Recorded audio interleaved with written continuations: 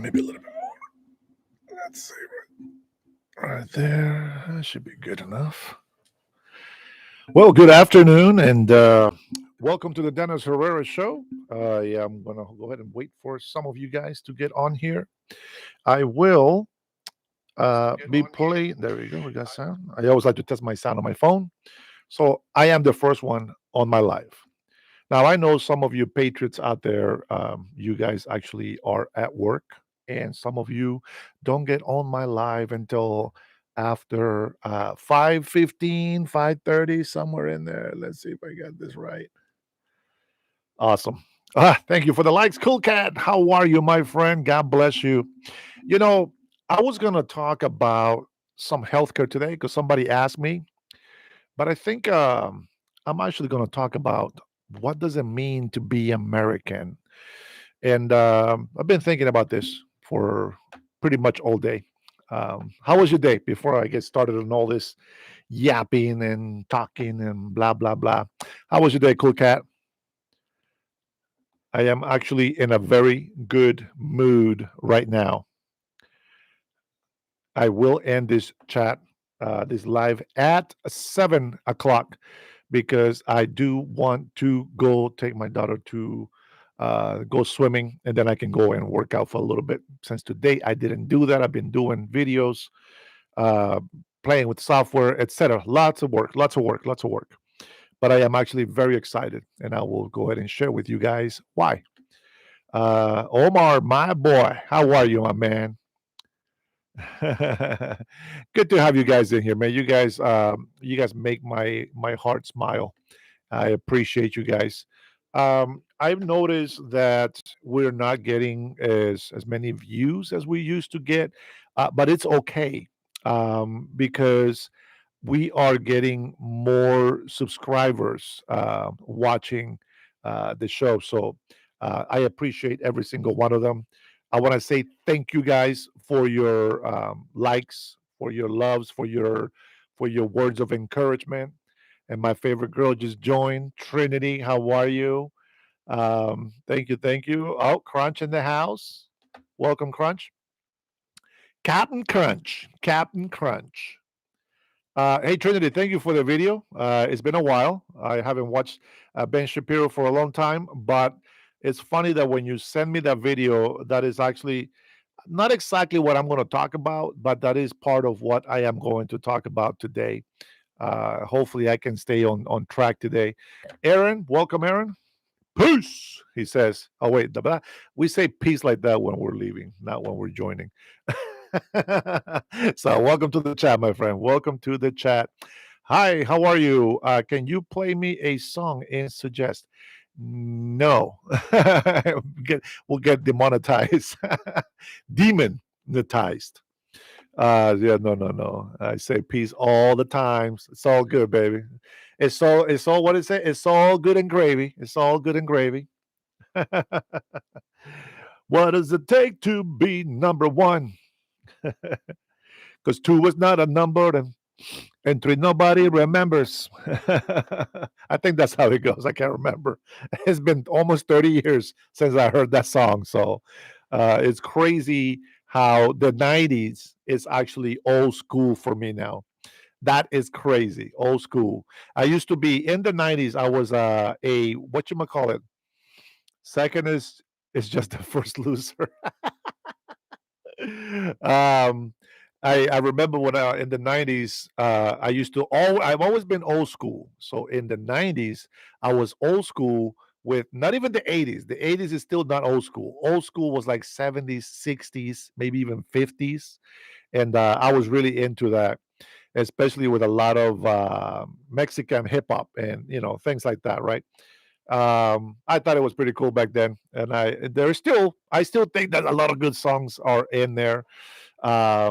Yeah, me too.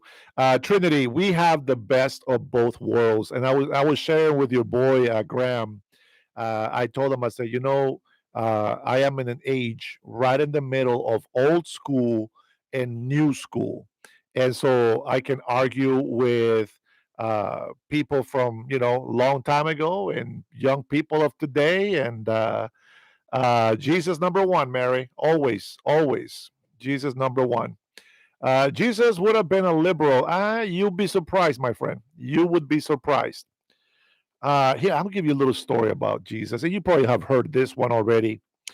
Which is crazy, but yeah, I think the a lot of stories in the Bible are pretty good. I think that we can apply to every little piece in our life. But Jesus, as you say, a liberal, he had to follow the rules of the land. He never asked for money. I think if liberals never ask for money, then yeah, okay, I can see you. I can see if liberals are like Jesus, I can see that. Jesus always say, don't worry about where you're gonna sleep, right? He was a hobo, he was a homeless guy, and or what you're gonna eat or what you're gonna wear, because God take care of the birds, and so you got all these little stories, right?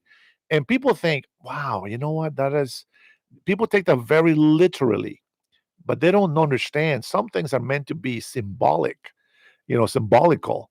It's not always just exactly how you hear it. Like for example, I can tell you that for me, I can stress about not being able to pay the bills, not being able to keep a roof over my family's head and all that stuff. But what the Bible means by that, don't worry about what you're going to wear, what you're going to eat, or where you're going to sleep. What he's saying is, don't worry about it. Trust in God that things will be all right. And a lot of us have gone through some really bad stuff in our life. So I think we'll learn some stuff with that. I will tell you guys, and stop talking about deporting right now. I'm about to tell you some sort of sad yet realistic story. I went to a Mexican restaurant just now before this afternoon, and I went there because I know my wife was hungry. I didn't want to eat lunch without her, so I waited till I go pick her up from work, and then we went to this Mexican restaurant. It's a small, real little, mom and daughter's restaurant. Now I know a lot of people think that I hate my own people, but I don't. I I, I love Mexicans. I love Hondurans. I like Guatemalans. People will never understand what it means to love something. I think that people that know what love is, they don't hate me for saying, respect the immigration laws. And if you're illegal, you got to go. Because I'm going to tell you, I saw some people in there that came in, and I can tell right away they're illegal. I can tell you right now. I know they're illegal, and I know that some people think, oh, he's a racist. He looks at brown people, and all of a sudden they're illegal. No, no, you can tell the illegal ones. Some legal ones you can barely tell that they're legal because especially because they don't speak English, right? That is one giveaway. But but here's the thing, guys, and I thank you, Danielle. Um, you know, I was at this restaurant and there was nobody there. It was just the cook. It was a lady that was cooking, an older lady, which I loved. And it seemed maybe the daughter or a granddaughter. She was a big girl, but she was very sweet. And yes, they're both Mexican. Okay. And I'm sitting there and I'm telling my wife, you know what, babe? I was like, it's crazy how people they think that I hate my people, but look, these people that were here, I love these people. I don't care if they have papers or they don't have papers. I said, but if they get deported, it's gonna break my heart. It's gonna make me sad. But at the end of the day, they do that to themselves. You come here illegally. That's exactly what's gonna happen. It's sooner or later. If you didn't get papers, it's on you. I get it. 20, 30 years in this country, and all of a sudden your kids are all grown up. They see you getting deported, and all of a sudden they hate the United States of America. And they don't realize that parents made that decision when they came here illegally. And so I am I see this guy. I think he was from Honduras, to be honest. I didn't ask him. I didn't want to embarrass him or whatever. But he was staring at me and my wife while we were eating, and And so I went in there. Now, so just so you guys know, this kind of place is it's kind of like a taqueria, so to speak. They have like a little spot where you can grab, little vegetable veggies, jalapenos, and things like that. Most Hispanics know what I'm talking about, and maybe some of you guys, if you love, Latin cuisine. And so I went over there, and the guy he's sitting so close to the stuff that I need to grab, and I said, "Oh, con permiso," and he's, "Oh no, sí, claro que sí," and his accent was just like mine in Spanish. Now, when I speak Spanish, I have an accent, a Spanish Honduran accent. Okay, there's a slang that we talk, and the guy was so nice and everything, and I can tell he hasn't been in this country for too long. Let me just say that. And I am looking. There's like a lot of Mexicans that come in there, and some Salvadorians and Guatemalans that come in, and I'm just looking at the kids, and I'm looking at the families, and it's just such a sad feeling that if somebody is illegal, that these people will be, well, they will be taken away, you know, and I'm laughing at the comments, but I'm trying to ignore these jackasses. How are you, man? Good to see you. And I'm looking at these kids and their families and everything, and I'm just like, I said, my love. I'm talking to my wife. I said, my love, these people, okay, so they call me all these names. They think that I'm this and they think that I'm that and all this and that. But at the end of the day, I said, if they are here illegally, it is not fair for the American people that they have this country, which is theirs, and we can't defend them. We just can't defend them. And it's just like my advice. If they sit down and talk with me and they tell me that they are illegal, my advice to them would be like, you should self deport. I'm telling you, you should self deport ASAP, because when the United States of America gets rid of all these illegal immigrants, especially the criminals, out of this country, you will have an opportunity to come back to this country if you still want to, and be part of the United States of America. And, you know, if I go to Mexico, it's the same thing. Mexicans say, this is Mexico. This is the land of my people. Get out. They say it all the time. And you know what? Honduras said the same thing about Salvadorians. Salvadorians say the same thing about Hondurans. Every country, all their citizens, they have this country pride, right? This the nationality that they carry, and they're proud of that. And so they defend their land as they should. And so, it's a sad thing to think, well, these guys need to be deported and the children got to go with them. And so this is why we call them anchor babies, right?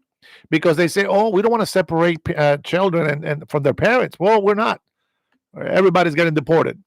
And I think that people like Saul in this chat are one of those criminals that doesn't know how to respect the law, doesn't know how to respect the foreign land that he's occupying. And I can tell you, Saul is illegal, but you know, we're not going to call eyes on him. If he does something criminal, he's going to get a warrant for his arrest, and then he'll get deported. Period. That's simple. Yeah. And so anyway, so I wanted to share that with you guys. And I don't expect any of these illegal immigrants to agree with me on anything. But my love still goes to my Latino people, and I pray for them. And hey, who knows? Hopefully, they never get deported. But if they do get deported, it's truly 100% on them. Hey, Tyler, how are you, my friend? God bless you. Hello, thank you for joining. Scott, how are you? I see you wave. Um, Chuli says no one respects the law. Well, that's not true. I respect the law. Many people in this chat respect the law. A lot of us love this country, but we also love our freedom, and we try not to do illegal things, breaking the law. We don't want to go to jail. There's a deterrent for us to help us stay the course. James says little Eichmann. I don't know what these guys mean. Let's see. Look at all the Patriots in the chat. I love it. 100%. And the stats trinity is that there's still a lot of new people coming into the channel, which is great. I love it. But we have more subscriber views. So even if we have like just a few numbers on there, it is subscribers, it is patriots that are supporting our cause, that are supporting this country, and we love it. Like thank you, Brian, for being here. All of you guys, Ronald, what's up, man? What's up? Today's title is What Does It Mean to Be American? Number one, if you're watching this on your cell phone, double tap that screen. Some magic happens when you do that. You double tap the screen and some little confetti comes out or something. Try it. Let's see what happens. All right. And then I was looking at all the people, just watching videos and just remembering all the people that stood against me. I appreciate you guys. Yeah, some of you know what I'm talking about. And I started just looking through all the stuff that's going on, and I get people here. Don't worry about some of the comments. It's okay, Trinity. If they, you know the rules. They get a little bit of racist and stuff like that, or they just being too negative. Get them out of here, especially if it's being offensive to everybody else that doesn't want to put up with that stuff. I know, Aaron. It's tough, man. It's tough. Uh, Thank you, Scott. I appreciate you as well. Uh, Dylan doesn't doesn't like my mustache. It's all good, brother. It's all good. I hate thick mustaches. So there you go. You hate mine, I hate yours. If you can grow one. I have an Indian mustache, so it doesn't really get that thick like Pancho Villa's mustache, the real Mexican mustache. Yeah, I don't have that. My Indian heritage, actually, as you can see in my arms, there is not a hairy thing in my body. Indians from my country, we're not hairy at all. So if you see an Indian that's very hairy, that means that he is mixed with something else. And the more bare that your skin is, the more Indian blood you have in you. At least that's what they told me, and I'm going to believe that. Dylan, okay. I hate his big ears. Dylan, let me tell you something about these ears. In our Mayan culture, those who have loops this big right here, my friend, this indicates that we are considered royalty in our Mayan heritage. So I don't get offended. I have seen people that put those things on their ear, those little circles. Okay, that's ugly, but I still wouldn't judge them. They can do whatever they want. Brian says I can affirm that my wife is Cherokee, and my three of my kids' grandparents, the grandpas are actually Cherokee as well. So there's a lot of mix in all my kids. Let's see. American, that means French fries, peanut butter sandwiches, and soda pop. No, no, cool cat. That's not what being American is all about. Here we go. To me, what being an American is, and I think that I take this sort of mentality because I was taught to be very patriotic in Honduras as I was a child, and I think that's something that I keep here in the United States since they accepted me as one of their own. Is what they say. I have been adopted into the family of the American people, and I think you know that's a privilege for me to have. It's not a right; it's a privilege. Just like I think that anybody that comes and visits here is a privilege. If you come here illegally, you don't have privilege, and you got to go. Okay, but everybody else that is allowed to come here, that is vetted, that is legal, got their vaccinations, etc., you are more than welcome to come to this country, but only if you're coming here to help support the United States of America, not a selfish thought of, oh, I'm going to help myself and support myself and screw the United States of America and the gringos. that's not a reason to come here. Okay, so I stand against that. But being an American, to me, it's number one. You have to love. You got to have love for this nation. You got to have love for this nation. You got to be able to love the American people. And how do you show love to the American people? Well, for one, you accept you accept them as your own. You respect them. You love them. You help them. And I think that's one way. The other thing is that you want to go to work. You want to go to work because it brings you pride. It brings you a sense of accomplishment, that you don't depend on the government, that you don't depend on handouts, that you don't come over here to take advantage of some system, but it brings you some great joy and pride to be able to go to work, pay your bills, and know that you're a great part of society, that you're helping the economy in the country that you are in. I think that's being an American. If you are able to serve in the military, that is another way of being American. If you are not able to serve and you at least support those who can serve, and you love the land and you respect the people and you fight for the freedom in a form of speech, or maybe reaching out in the community, I think that's also being an American. Being an American means that we're going to be humanitarian to the world. That's okay. We like that. But we are not going to put the world before our own people. So that's being American. I was always taught, and I'm a big believer of this.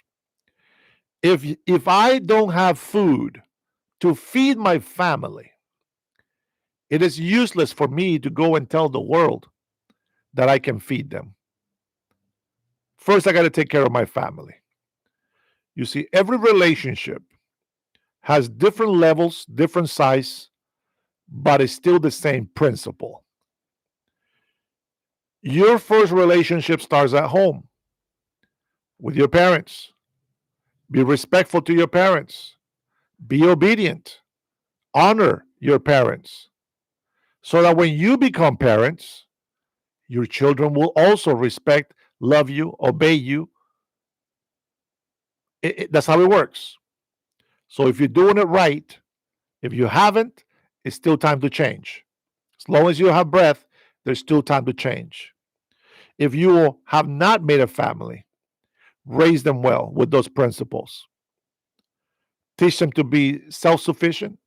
Teach them to not be depending on the government, because that's how you lose your freedom. The moment you depend on the government, you become almost useless. Now, I don't want you to think that I'm being disrespectful to people that have already been retired. You guys already did your dues. You guys put in the work. This does not pertain to you. If you have had some sort of accident to where you cannot go to work, this is not for you. You deserve to be treated well. You deserve to be taken care of. If you have some sort of disability and life is harder for you because of certain disability, whether it be mental, physical, whatever, this does not pertain to you. This is why Americans work and give into society, pay taxes, and do all this stuff, respect the laws, go to work. We become responsible so that our people that are in this country, that are Americans, are taken care of. Okay? Now, it takes a lot of money. Money runs out. Money runs out. So we have to be very careful. People think that it's no big deal. But you know what? We got 21 million illegal immigrants that came through that border. In the last 4 years, I think it was about 12. We already had about 10. And they don't come here to fix our economy. If it was true that illegal immigrants are helping our economy, everybody would be rich right now. But it's not true. I've said this many times. The cost of living went up. We didn't get time for our work to give us raises to keep up with inflation. High demand. Boom. Way too fast. Way too many people coming in at one time. You see, there's budgets. There's budgets that are made. Every city, every state, the governments have budgets. They take up taxes and they say, okay, we are going to take this billions of dollars in taxes and we're going to fix this here and we're going to put it in school here and we're going to do this over there and boom, bada bing, bada boom. And then all of a sudden, a bunch of people just come in. Now, there's babies being born every day. There's people dying every day. So there is a formula of exchange. The inflation goes up, but the amount of citizens goes up and it goes down. And it keeps doing this, but little by little. Hopefully, it keeps growing. And inflation keeps going up little by little to the point where when you get a raise yearly, if not by yearly at your job, that raise, it's supposed to help you catch up with inflation. And when you have illegal immigrants working under the table, the taxes are not being paid. They're not being paid. Now I know what you're thinking. You're thinking, oh well, illegal immigrants are paying taxes. Well, number one, guys, let's come on, let's be realistic here. They don't have permission to work. Therefore, if they're working, they're committing fraud. That's how it works. You know how I know it's fraud? Because you have to fake your papers, because you have to fake your social security. It's just a thought. I'm telling you, I'm having such a wonderful day today. And I am glad that I am actually thinking clear. Doesn't happen often. My brain is always very clustered. But you have illegal immigrants, and there's a lot of socialists and liberals out there that keep wanting to fight this illegal money that is coming in from all these illegal immigrants. Beta, we got betas in the house. Thanks, Josh. I wish one day, hopefully, because the United States becomes better, hopefully they'll take care of Honduras as well. But yeah, so all these illegal people, I was watching Trinity, I was watching Graham arguing with this Democrat socialist, talking about illegal immigrants pay $450 billion in taxes. No, they don't. They don't. The most I've seen was 100. It was like 98 to $100 billion in taxes. And you say, well, there's no way that they're paying taxes. There's no way because they don't have a social security. They got to put in a fake one. And look at they say illegal immigrants use a social security called 1, 2, 3, 4, 5, 6, 7, 8, 9. That's what they say. And this is what they say, that Elon Musk found that the same social security number was being paid multiple times. And that was because illegals were using that fake number. Now, in whose right mind do they think that that's okay? Number one, it's not okay. So don't say it like it's okay. It's not okay. It's not okay at all. So what is the workaround that illegal immigrants have found in the system? You see, in order for you to get an ITIN number, all you need is a passport. And the IRS doesn't even care if you are legal or not. They give you an ITIN number so that they can track you. It's some sort of like a social security, but there is no legal or illegal testing on it. It's a 9-digit number, which I believe it should be 10 or 8, should not be exactly the same amount of numbers as the social security, which is why people get away with using it as a social security, but it's not a social security. There used to be systems in place that if you put the ITIN IN number, it will actually figure out that it was not a social security and it wouldn't take it. Now it does. And so, of course, they cannot get a regular job at a company because they don't have the right to work. They don't have legal paper. They don't have legal authorization to work. I get that. But through the ITIN number that the IRS gives you, you can open up a business with that. And this is why you have Paco's Landscaping, right? Pedro's Painting, Jose's, whatever. To open up a business, you don't need a social security. Therefore, you have a lot of illegal immigrants that own businesses. And when you see them get deported, once they get found out, they get deported, and you see them, you're like, oh my God, well, that he was a good neighbor. He was so nice. Hey, he was driving a nice car. He always dressed well. He didn't do drugs. He's not a criminal. Why is he getting deported? Well, he opened up a business illegally. He tried to bypass the system, but eventually he got caught up with it. There's a guy from Guatemala. He used to go to my church. Well, I used to go to his church. And I believe he got deported. Somebody told me he left on his own, but I think he got deported. And he went back to Guatemala. He married his wife, has a few children. And I asked him years ago, because I don't have contact with him no more. I said, well, don't you want to come back? He said, oh, no. He said, the United States is not my country. This is my country where I belong, and I am happy. Mind blown away right there by that comment. Yeah, a lot of people that are illegal that come into this chat, or illegal sympathizers that come in here sometimes. You guys will not believe me or understand what I'm saying. But it's true. And so you have a lot of business owners. You have lunch trucks, right? Selling tacos all the time. Maybe they're legal, maybe they're not. The point is, I don't go to these places, give them my business, thinking they're illegal. In my mind, okay, you are legal. But if you are illegal, well, there's nothing I can do about that, right?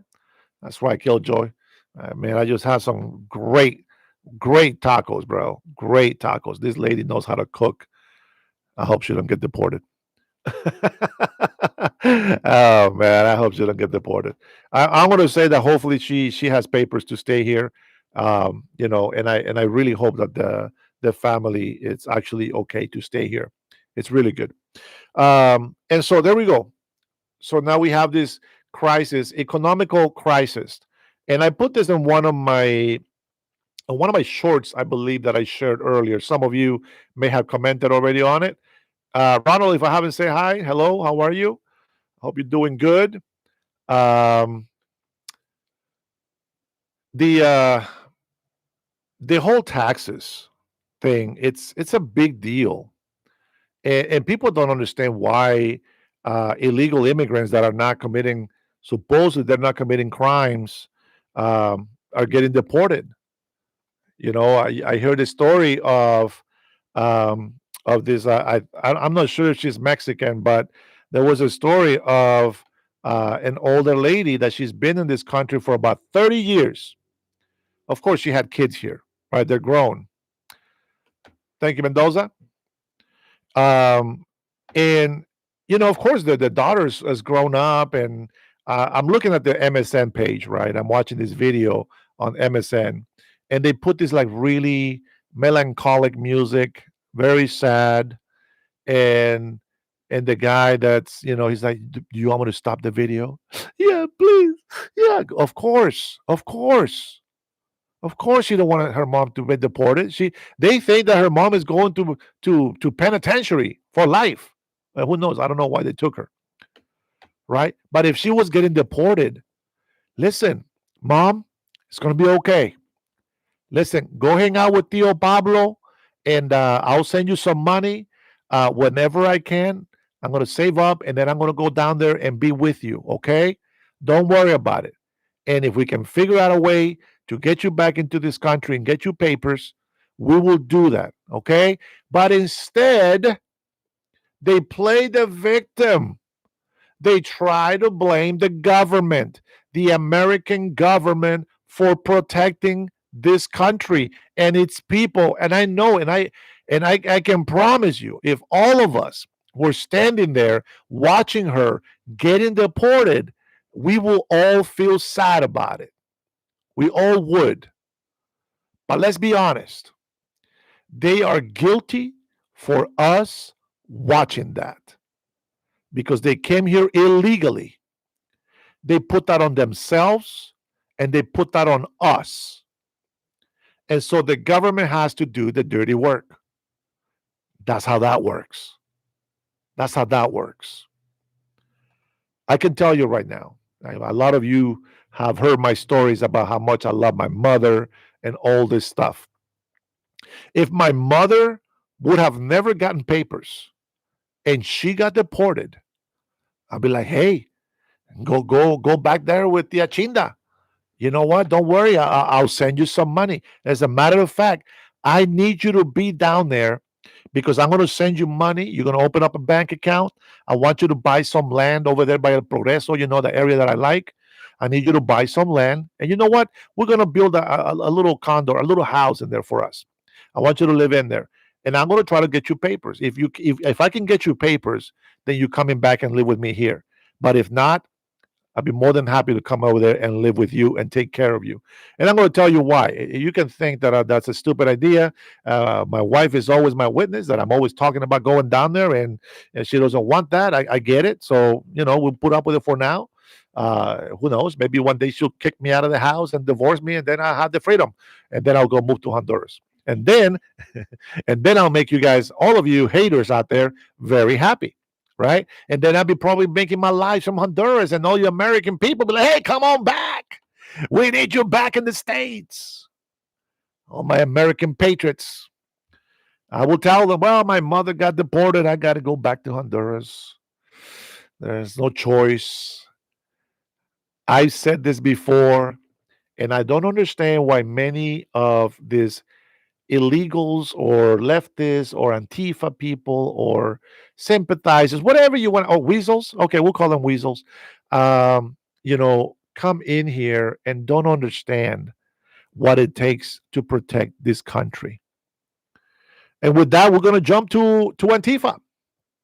I was going to show you a video, but I'll think I'll do it some other time.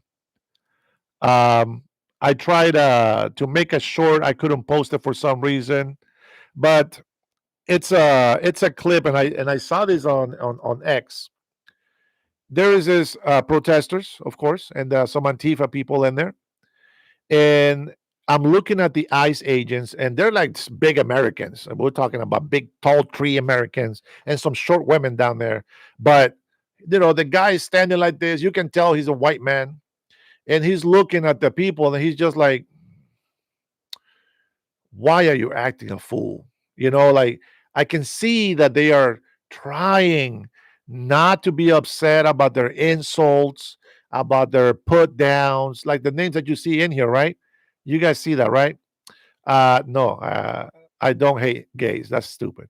Um, and then all of a sudden, there's this guy. I don't know if he's Russian or what. He looked Middle Eastern. I don't know. But he started saying, F you, right? And the more he would say it, the angrier he got. The angrier he got. And I'm like, man, this guy's going to lose it. Okay. So I keep watching the video, and all of a sudden, there's another ICE agent that is right next to the one that's trying to stay cool. And he goes and tells people, please stay back. Stay back. And the guy says, F you, right? And then somehow the ICE agent that he's cussing out, he does this right here. And when he turns, the guy spits on him and he hits him right in the helmet. Boom, boom, slams him on the ground. And I was like, all right, here we go. Here it is. This is how it goes down. And I said on my video, I said, if you, what did I say? You need to respect ICE agents And when you assault an ICE agent or a federal agent, this is what happens. You get your ass handed back to you. And this is how you learn how to protest the right way. These people are out there, they know how to protest, but they don't want to just protest. They want to make videos. And they want to make videos of ICE agents roughing them up. Some people I think they like it. I really think some people really like it. I was watching the Broadview facility in Illinois, and their ICE agents, they were able to get through the crowd. Hi, Amanda. They were able to get through the crowd and all that stuff, and then they're inside, and there is the agents. They have their their paint guns, right, with them, that throws out whatever chemicals, pepper balls or whatever they call those things, and just to kind of keep the people away. And then once in a while, you see this couple of guys. They just go all the way up to the fence and they turn around and they're making all these faces getting hit. I'm like, why? I don't understand why. Why are you doing that? Like, what is the point? And you know what they're trying to do? They're trying to say this because I heard this on MSN. They said, what was it? The chief of police was saying that the ICE agent, they were making phone calls from the ICE facility, and they kept making phone calls to the police. To the police. I was going to say hi, Eileen. I almost lost my voice. To the police, and they were just wasting money and time. And I'm like, wait a minute. First of all, and I will get to the story, right, of what I think they're doing. The one they're trying to provoke for pictures. And I was like, first of all, the chief of police, what do you mean they're wasting money when they call 911? Number one, there's not that much of an emergency, apparently, because there's no wait time. Number two, how are they wasting money? If the police has a chance to come out there and take a look, that is their job. They are there to prevent. This is what they keep preaching to us, right? They are there to prevent. And then, well, actually, no, that's not what they preach. They preach that they are there to investigate, not to prevent. But I want them to prevent, right? Just like I've been saying a lot of things in support of Donald Trump. And we'll get to Donald Trump. We're almost there. What's going on, Derek? I think Derek's seen one of my videos. And so here's how it goes. If police only get paid when people call 911, okay, I understand that. But police has a salary. There is no extra money for police to be going out there just to check on the property. The ICE agents are calling to prevent someone from breaking in. That's why you call the police. That's what they call the police. Thank you, Lobo. And so here is the actual real story that MSN does not want you, or actually what they want you to believe is this. They said, oh, look, they called the police. There was nobody there. Oh, they're shooting our press for no reason. Well, number one, you are there. Part of the dangers of being a journalist or a press is that you might just get hit, like the protesters are getting hit, right? But the guys that keep going out there to provoke, then they show pictures of the wells, right, that the paintballs leave on their body, and they use those pictures to play the victim and to say how violent ICE federal agents are towards protesters. Unfortunately for them, we have seen way too much Antifa provoking, spitting, throwing rocks at windows, at businesses, committing riots. They don't just protest, they have no order. And people keep lying and saying they're not an organization. They're not an organized group. Really? They got meetings, they get money. What was the last thing that I heard? Remember I told you that they go out and they give these like sandwiches for the homeless. Well, the latest thing that I heard was they are using the homeless. They're using the homeless to run their little their little fascist group that they call Antifa. It's crazy. But today I heard President Donald Trump, I don't know if it was from yesterday, but I heard it today, that they are going to crack hard on Antifa. So if there's any Antifa members in here, get ready. Get ready because they're coming for your ass. What is the saddest thing? There is actual people that want to protest, and I get it. It's your freedom. It's your right. They want to protest ICE. They want to protest the illegal immigrant deportation. I get it. Number one, you're an idiot. We have a law against illegal immigrants.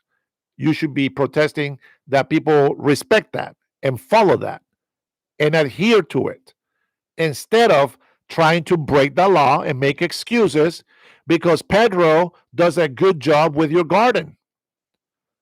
Because Maria is a great nanny. I get it. I get it. But it's just for your benefit. It's not that you love them. It's just for your benefit. You guys are acting like these corrupted Democrats. Oh, they go when they're campaigning. They come to the black communities and they go over there and they're like the best politicians. Oh, we love black babies. Mwah. Mwah. I love black people. That's what they do. They're not honest. If they're not running, if they're not campaigning, they don't care about the brown and black and yellow and all these colors that people keep making up. They don't care about you. They've shown it over and over and over. Melissa Harton, I think it's Melissa Harton.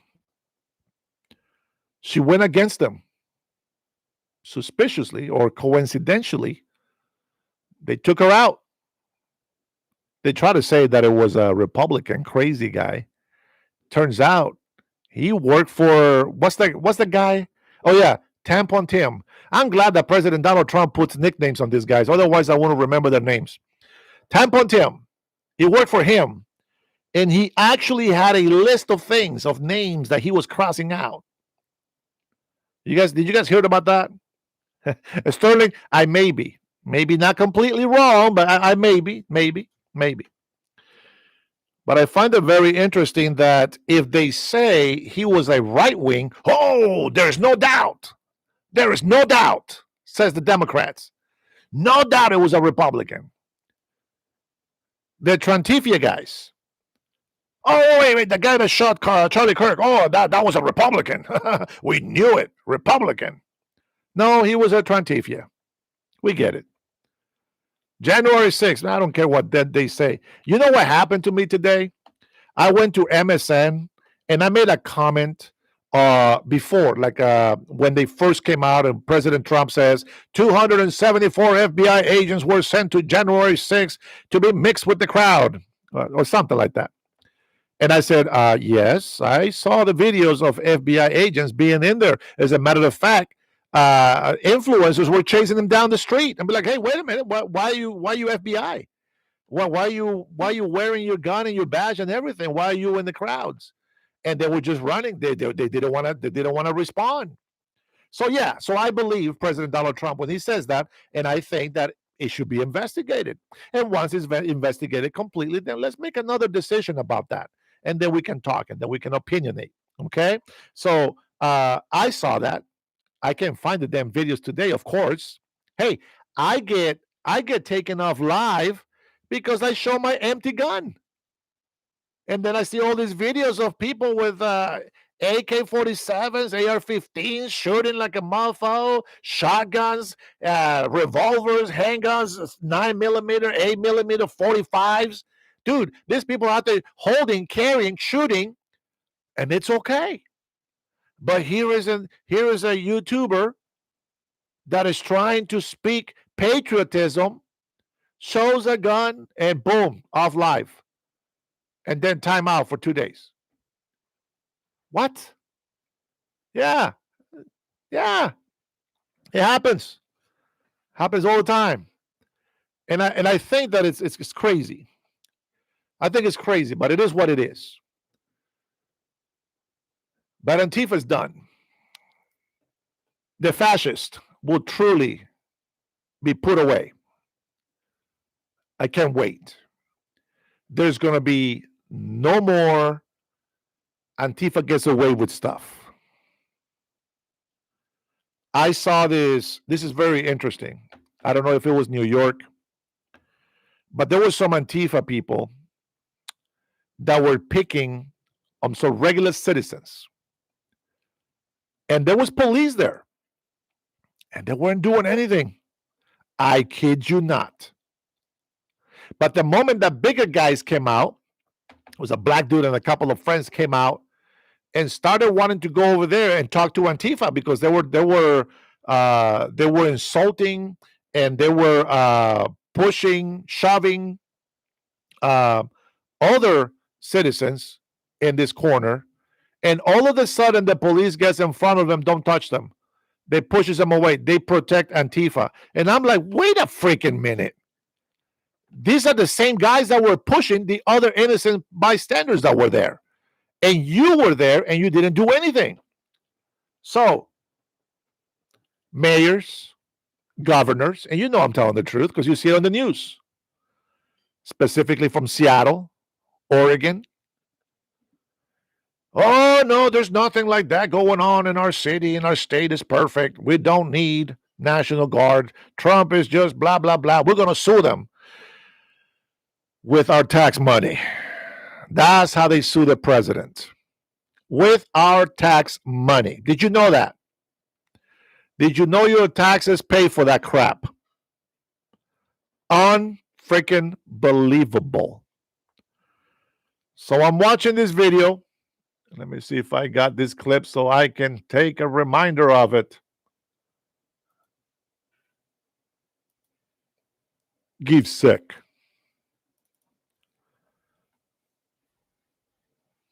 Yeah. Pam Bondi, the Attorney General, she speaks at the round table on Antifa. And funny enough, I know a couple of guys in there that are from Seattle. They've been mugged by Antifa. I wish that you guys can come in. I think that the more subscribers I have, the more I'm going to use my desktop because I will not be caring about new people coming into the channel. And you guys can like, share the video. That's how you help me, okay? I guess that's how the algorithm works and blah, blah, blah. But I'm watching this video, and first of all, I saw them because they are from here. They're local. They recorded with their phones and their cameras. One of them is his name is Chow. I think what was his name? James, I think is his first name, James Chow. And he works for Turning Point USA. But he's from Seattle. He's from right here, from Seattle, Washington. And he was getting hit by these Antifa guys with sticks until the police actually came and they helped him out and be like, hey, whoa, you know, I'm a reporter. I'm a journalist. And these guys are over here. I got it on tape. He recorded them trying to hit him with the sticks, and etc. Well, the police department actually arrested a couple of the Trantifias. I guess they were upset because there were Trantifias. And they were so insecure about it. They say he was spewing lies. But what he's doing is just reporting what they're doing, right? And so there's another girl in there, and she's also from here, from Seattle. And I'm watching them. And I'm watching them talk. And they're like, you know, President Trump, I made this right here. And they're showing like a whole book of the story, the journalism that they've been doing about these people in here in Seattle specifically, because that's where I'm from. And, you know, President Donald Trump said, okay, you know what? We're going after them. And I was just so happy to hear that. What Kash Patel was also, what did he say? What state was this? In Chicago, I think it was. In Chicago, Kash Patel, the FBI, ICE, they found that there is, I know, ICE, but FBI mainly. They found that there was approximately Ready for this? 110,000 gangbangers in Chicago, Illinois. Now, 70,000 approximately gangbangers were destroying and controlling El Salvador. 70,000. And that was enough to make it the worst city, country in the world. And yet we have 110,000 gangbangers in Chicago, just Chicago alone. Yeah, that's right. That's right, Amanda. They might be, Aaron. They might be. But I'm going to tell you something 50,000 will be too many. And for a city that has even 20,000 gangbangers in there is way too much. What the Corey says, $50,000. Tom Holman explained it. Yeah, Corey, let me tell you something. I'm not going to talk about that, but I'm going to give you an example. You guys know who Carlson Tucker is? Yes, of course you do. I'm a nobody. He's very popular. Now, I like Carl Tucker. I like Tucker. He was spewing these theories about President Donald Trump.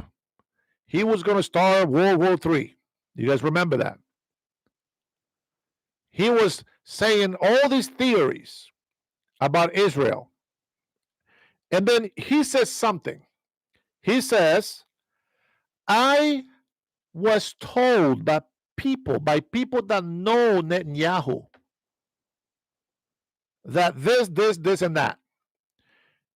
I commented on him and I said, hey, Carl, first of all, don't make a story if you haven't talked to Netanyahu yourself.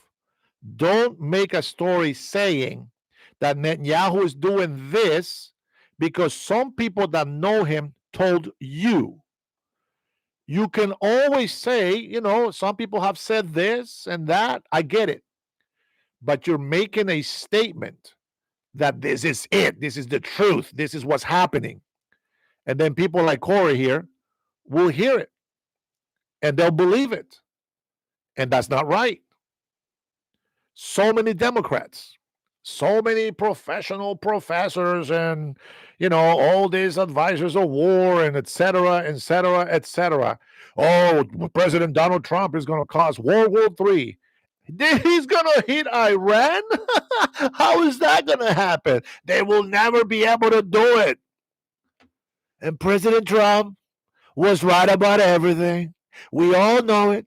You know it. I know it. The whole world knows it. That's probably the worst President Donald Trump impression ever. But that's the Hispanic President Trump right there.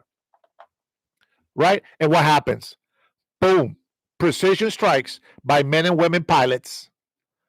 Most powerful military on the force, with the greatest soldiers and servicemen and women going out there, taking out this nuclear facility from Iran, stopping another nuclear disaster. Help make peace, at least part of it. Now, I got a tweet. And the tweet says, first of all, let me pull it up. The tweet says, you guys probably already read this. Now, my disclaimer, I don't trust Hamas. But here we go. Donald J. Trump on Truth Social, I think is where it's from, but they retweeted on X, I think. He says, I am very proud to announce that Israel and Hamas have both signed off on the first phase of our peace plan. This means that all of the hostages will be released very soon, and Israel will withdraw their troops to an agreed upon line as the first steps towards a strong, durable, and everlasting peace.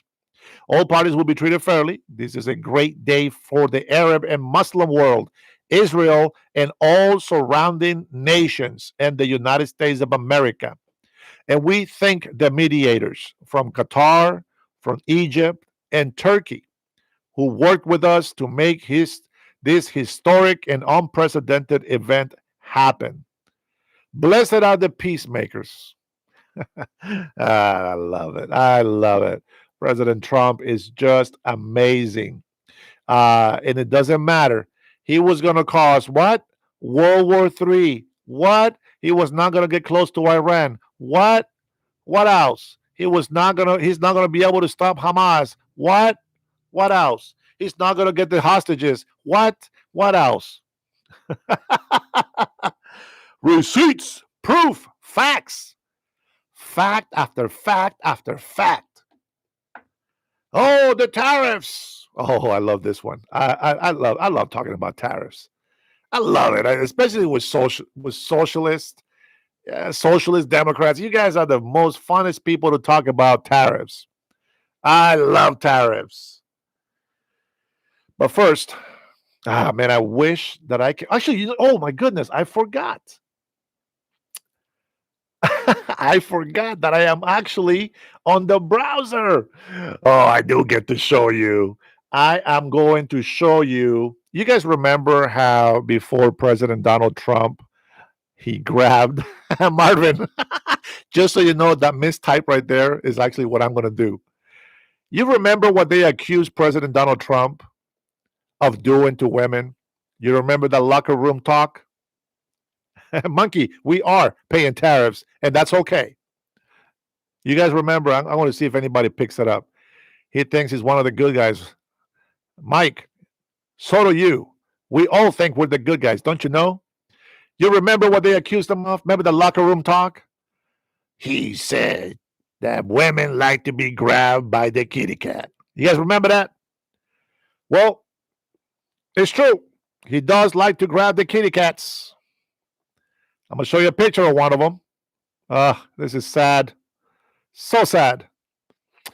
But it's true, guys. What they say about him is true. Here is him grabbing one of those kitty cats.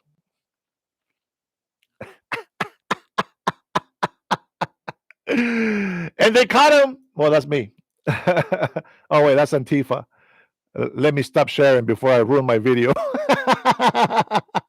I thought I had him in order. What the heck? All right, let's see. Let me pull another one. Here's the biggest one. Let's call it pupusa, okay? Hey, Derek, stop laughing at my pictures, man. I work very hard on this. Here's the next pupusa that Donald Trump got caught grabbing. Man, this guy just don't know when to quit. He keeps grabbing. Well, I got to show you guys so you guys know that I'm not biased. Look at this. This is probably the biggest one that he's grabbed.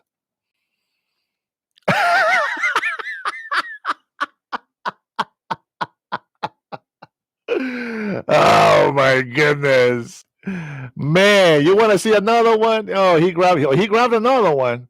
He doesn't. He even grabbed the old ones as well. He doesn't discriminate, guys. He doesn't discriminate. Here is another one where he is actually proving Democrats right. He's grabbing another one, and this one he's going after the elders. Even they get to be grabbed.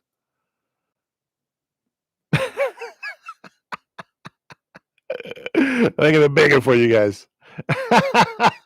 Look, he's grabbing two at the same time. I had to share that with you guys. I saw that on X, and I said I gotta share this with these guys. I totally forgot that I'm actually doing I'm doing it live on the actual browser for YouTube. I thought I was doing it on my phone. What the heck? All this time I could have shown you guys. Horrible. What a bad person. Bad YouTuber. Horrible. I don't deserve you guys that subscribes. All right. Well, since now we know that we can't share, I'm going to let Kash Patel talk about this. Oh, man, I am so glad that we did that. All right, here we go. We're going to, let's see, full screen that. I'm going to let you have some audio. Let's make sure that the audio is on. Okay. And let's see here. Yeah, that's the one right there. Here you go. We're going to share the audio as well.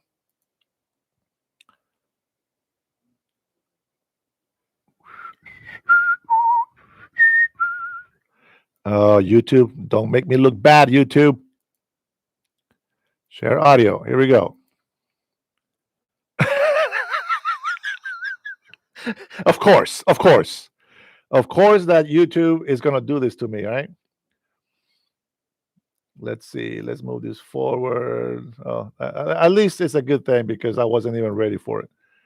Right about here. Let's see if I can get this window to share with you guys, okay? Let's see where we're gonna do is share the whole screen, share the audio. Here you go. Not that one. This one. Enjoy. Can you guys hear that?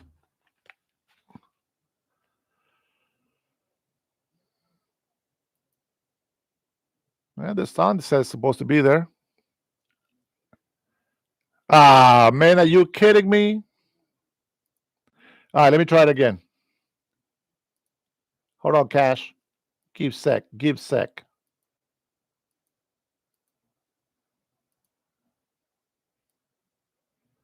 I'm sharing audio. I'm not sure why it's not. And let's see here.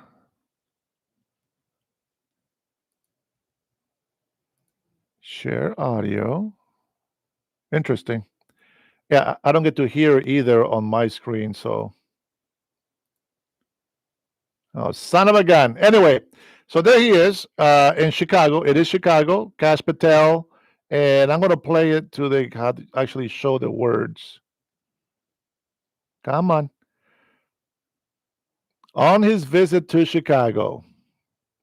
I know all these leftists over here. They're just hating that I'm watching Fox on this. I can't believe I have no audio. I'm so pissed off about that right now. All right, so you cannot hear the audio, but I can show pictures. I don't know what happened, guys. I don't know. Maybe I didn't hit the unmute on YouTube. And a lot of times I mute the channel. So, but anyways, just so you know that I did have a source of information that 110,000 gangbangers were in Chicago, Illinois. That is crazy. How many people actually live in Chicago? That is nuts. Let me see. Let me take a look at the population of Chicago here. Oh, Berniel is in the house. I see you. I see the yellow one there. Always dropping some love. Yeah, man. Thank you, brother. I appreciate you. You know that. You know it helps all the time, man. I appreciate it. I think maybe on the lives, I'm going to start making a goal. At least 10, 10 super chats. Doesn't matter what size. I think they start at $1. So maybe we'll put that as a goal for one day, right? Debbie says 2.7 million. Is that right? Wow. Let's see. Let's double check that. Population of Chicago. You know what? I think you're right. Yes, that number seems about right. But let me look it up anyways. In Chicago. I believe you are right. 2.7 is what I yep. It is 2.7. So man, that's 110,000. That's a big, big number. And I can see why some people might not dude, I'm telling you. Okay, I'm gonna close that window. Horrible. Just horrible.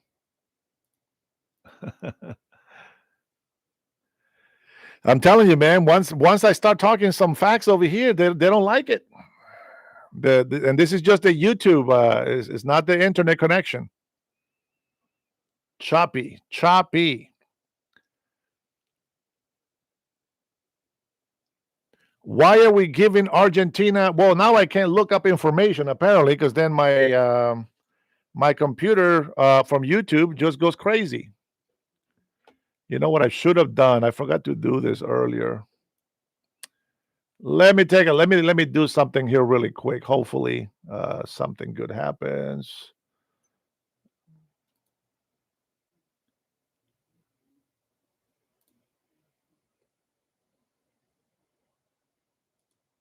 All right. Yeah, I can see it's kind of slowing down again, I guess.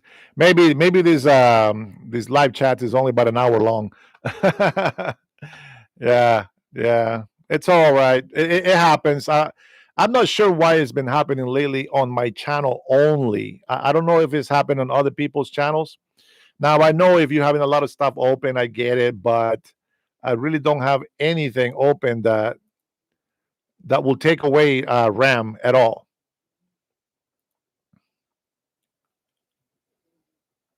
Let me close every window that I have open. There is a couple of programs here just to make sure.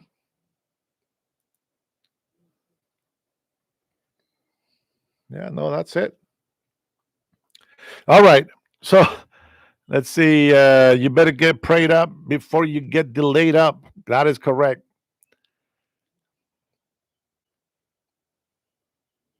All right. Try not to spam, guys. I know if we're celebrating something, I'm okay with spamming flags and hearts and love and all that stuff. Bo was there for the Navy's 250th. We love to see those flags and those hearts flying in there. I thought it was great. Um, Liberty for all. He's not being nice. T-Mobile is better than Comcast, he says. I don't know, guys. I did a speed test. Let me see that speed test again.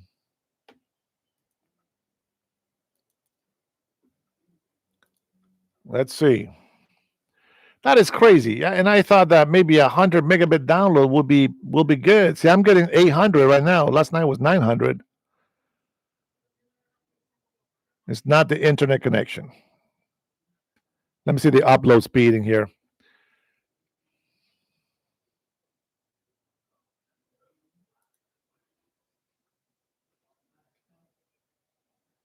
100. That's it. 100 megabytes. 100 megabit upload. So there's got to be something. What's Patel's problem? Man, I don't know, guys. Cash is. I don't have much confidence on Cash Patel, to be honest. I really don't know. Let's see. It's something to do with how the video you try to play interacted with the stream. If it was the video, it could be. I think I might have recorded it without sound because I heard it first and then I recorded it, but it was too late. But playing it now, no, it has nothing to do with it. Yeah, that's kind of weird. Zell said, America isn't going to be great again. This is why we're having these talks. This is why we want to open up these new channels.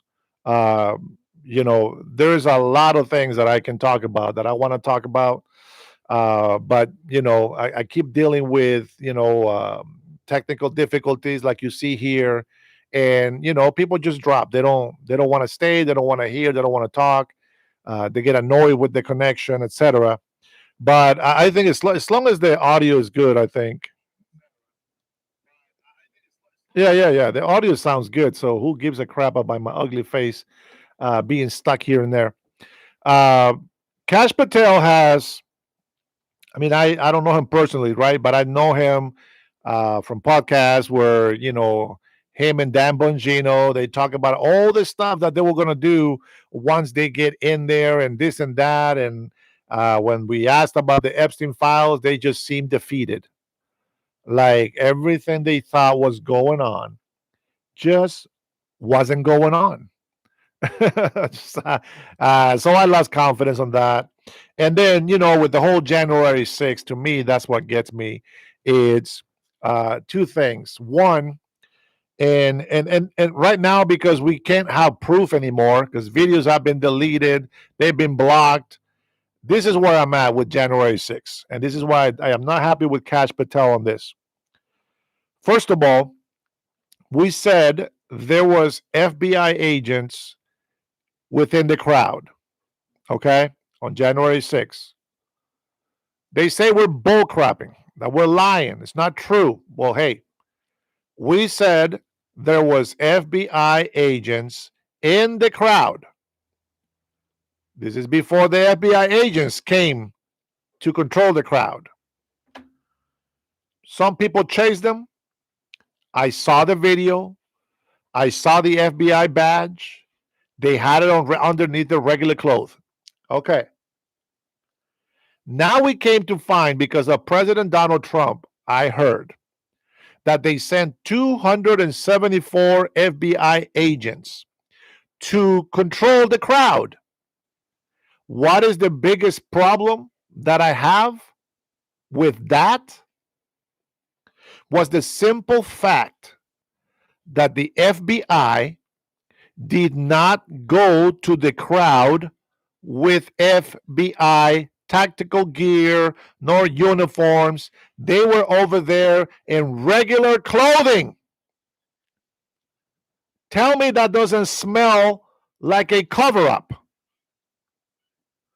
What is the coincidence that the FBI agents, 274 of them, would come to crowd control on regular clothing? Tell me that. It's sorry. It is what it is. They messed up, and now they got to clean it up, and they got to clean it up right if they want the people to really truly trust them.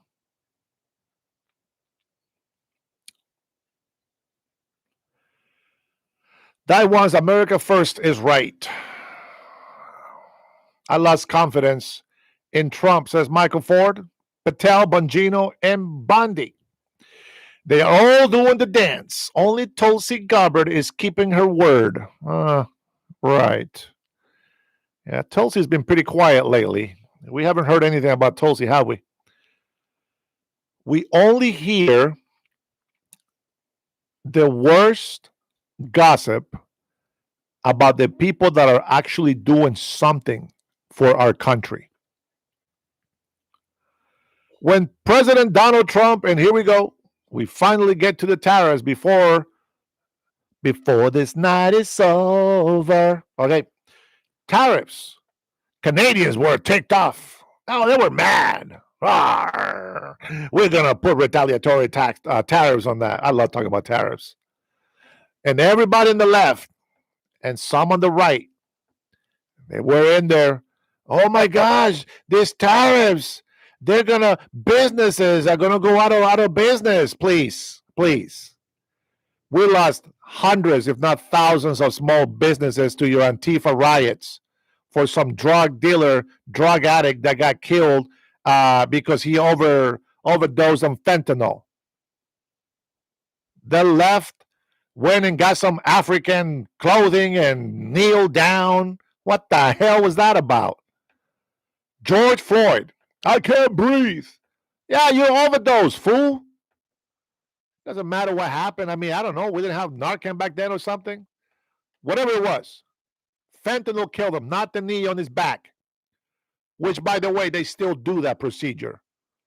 Because that's the only way they can pin somebody down that is resisting arrest. Pelosi and all these fake Democrats went over there. What is it called? That little thing from Africa, the little scarf that they put on. They kneel down with their masks like that's going to do something. So embarrassing. That kind of ticked me right off. Yeah, whatever. They still do that. It's part of the procedure. You don't resist arrest, you don't have to worry about that. Period. That is a tactic that gets used when you resist arrest. And some people, no, I'm not resisting arrest. And they're over there like, I don't get it. This is how it looks like when you don't resist arrest. Calm. Click, click. Handcuffs on. Boom, get in the car. But no.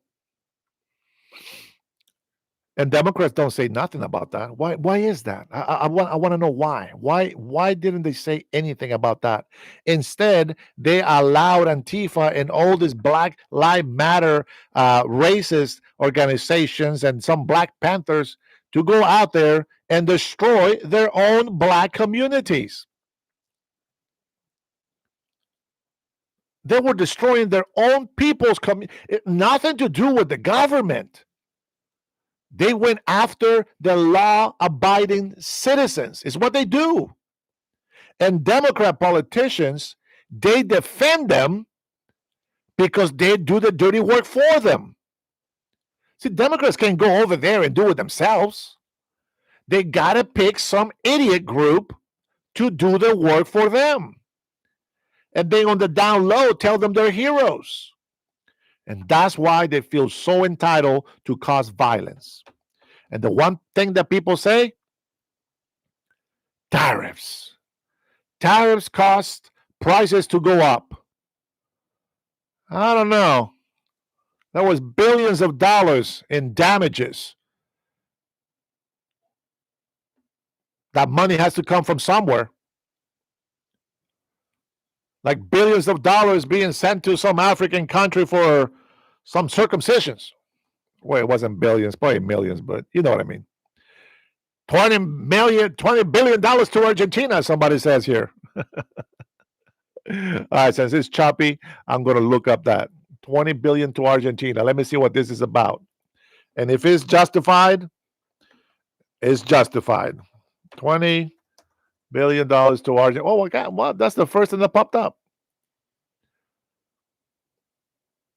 Let's see. Modern diplomacy. What's going on here? All right, we're going to look into this $20 billion for Argentina. I know I want to talk about tariffs, but all right, let's look into this because I didn't know about this. All right, in late September 2025, President Donald Trump and his Treasury Secretary, Scott Bessent, revealed a $20 billion rescue package. Oh, it's a rescue package, guys. It's okay. For Argentina. The package came after Argentina's currency, the peso, has been rapidly falling this year, and President Javier Milei's libertarian government suffered a defeat in the Buenos Aires provincial elections on September 7th. While the current administration argued that aiding Argentina would stabilize a key strategic partner and protect U.S. interests, critics across the political spectrum questioned the plan's economic and its fit with Trump's America First ideology. Okay. Javier Milei took office as Argentina's president in late 2024 on a radical libertarian free market platform. He slashed public spending, froze wages, and cut ministries, hoping to eliminate the fiscal deficit and tame triple digits inflation. These policies slowed inflation. Monthly price rises fell from more than 10% to around 2%, but they all pushed unemployment higher. Interesting. This is what socialists want over here, isn't it? Nearly a third of Argentines remain below the poverty line. And this social pain heavily affected Milei's approval ratings. When Milei's coalition lost the Buenos Aires election, investors worried he would not maintain austerity and might loosen an exchange rate band that kept the peso overvalued. Blah, blah, blah, blah, blah. On September, the UN General Assembly and the pledge to help Argentina, while at the same time insisting it did not need a bailout. A day later, Bessent announced that the Treasury would purchase Argentine USD denominated bonds, provide significant standby credit via the ESF, and negotiate a $20 billion swap line with Argentina's central bank. An investment then, not a free money. That makes sense. The ESF, established in 1934, allows the Treasury to deal, sorry, my eyes are really blurry, Treasury to deal in foreign currencies and lend to other countries. It financed Mexico's 1994 bailout and has around $43 billion in assets. For all Trump's insistence that this wasn't a bailout, the structure looks identical to one. If we get money back, I'm okay with it.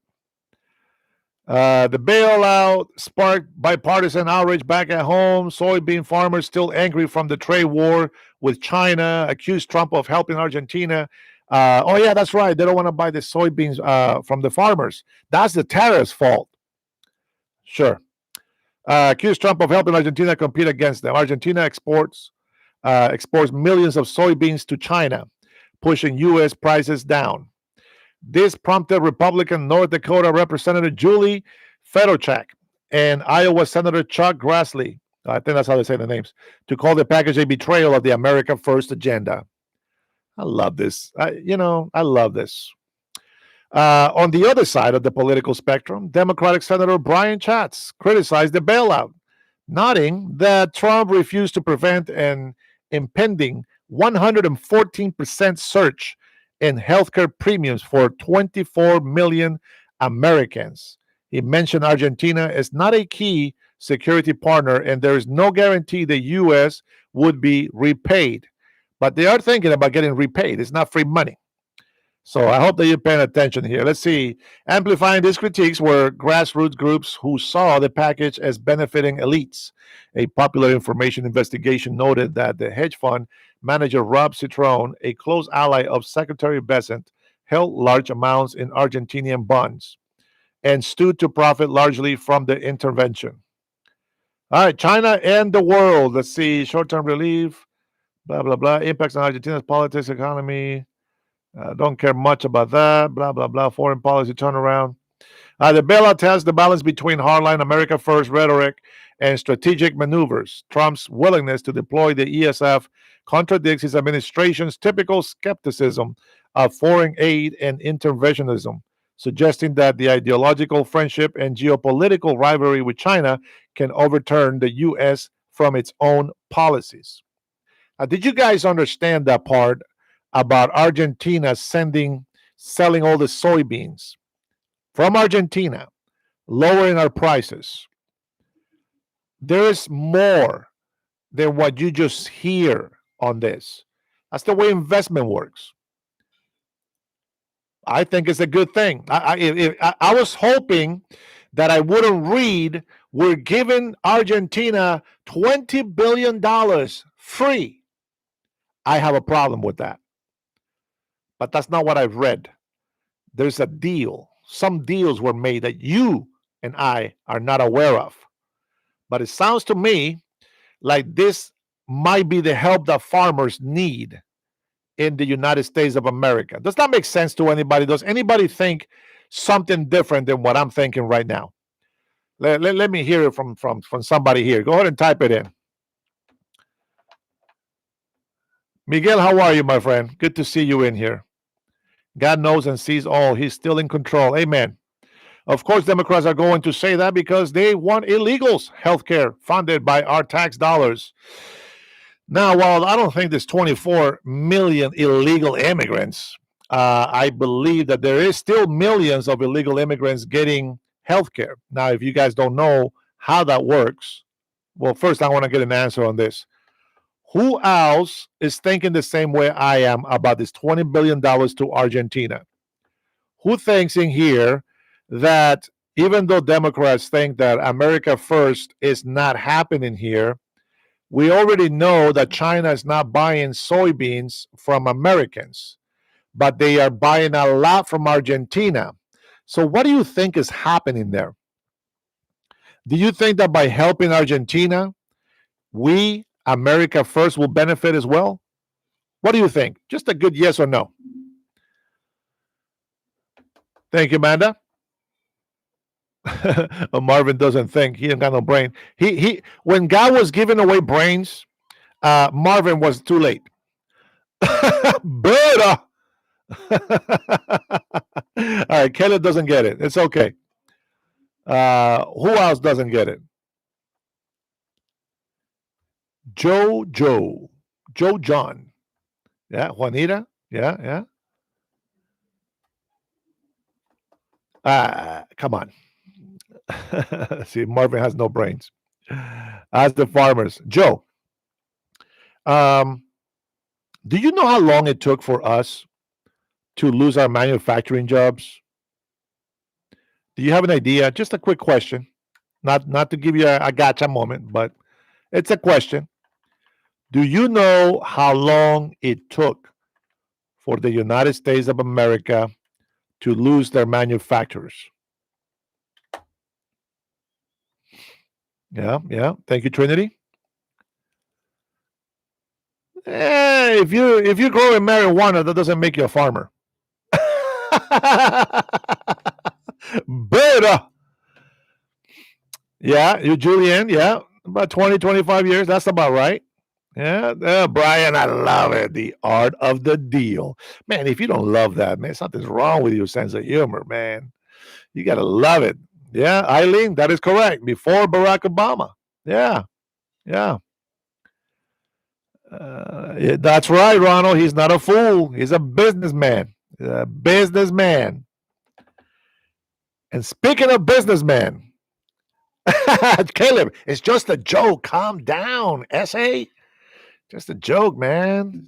I know. How do I know what you're growing? I'm not gonna say you're growing marijuana. It's like I don't know. Why would you even say anything about it? You should be like, no, I farm this. I grow a portobello mushroom. Ooh, okay, okay. All right, that's interesting. Yeah, good for you, Caleb. It started with Clinton and NAFTA. Man, it goes way back. Okay. But the reason why I asked that question is not to give you like a gotcha moment. Okay. The reason why I asked that question is because a lot of people are very, very unreal. Um, they are very unfair on their criticism. I mean, that's not news, right? But how long do you think it will take for us to bring it back? About how long do you think? You think just the 7 months that we've been in office, 8 months, 9 months? How long do you think is going to take for us to fix decades of destruction against our economy? How long has this been going on? Right. Yeah, me too, Trinity. That's why I was being nice to Caleb. Let's see. The economics of it are quite simple, unless there are completely illegal deals going on behind the scenes. Then America is losing profits. The storm always gets worse before the end. That's what I've known in life. Yeah, that's a good one, Caleb. I like that. I like that. There's nothing wrong with your opinion, my friend. Thank you for saying that. That's valid. I can take that. Surviving behind liberal line says these trolls were in line waiting for brains, but they showed up too late.